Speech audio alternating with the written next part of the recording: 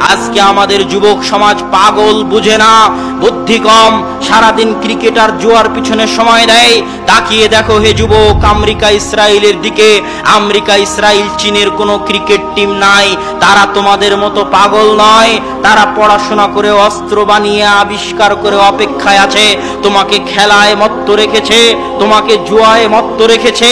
একদিন তোমাকে কচু কাটা করে কাটবে, অপেক্ষায় আছে যুবক। তোমার বুদ্ধি কম, তুমি বুঝতে পারো না। যাও তুমি পদ্মা সেতুতে গিয়ে দেখো, যারা আজ পদ্মায় ইঞ্জিনিয়ার, ম্যানেজার, ডিজাইনার, সবাই চায়না, কোরিয়া থেকে ভাড়া করে আনা।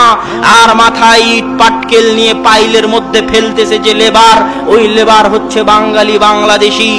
এত অধপতন কেন? এইভাবে যদি মদ, গাঞ্জা, ফেন্সিডিল আর অবৈধ সম্পর্ক নিয়ে ব্যস্ত থাকো যুবক, তাহলে চিরদিন লেবারিগিরি করেই খেতে হবে।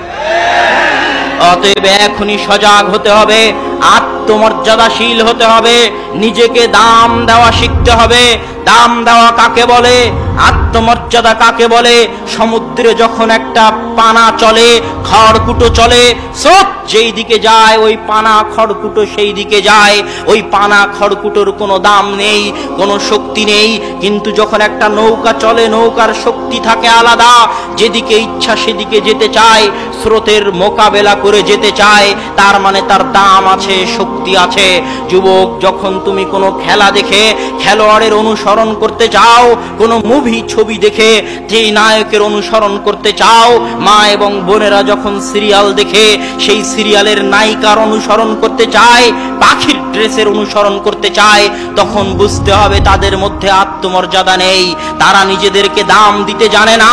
যদি আত্মমর্যাদা থাকতো যুবক, তাহলে ভাবতে, আমি কেন এই খেলোয়াড়, এই নায়কের অনুসরণ করব?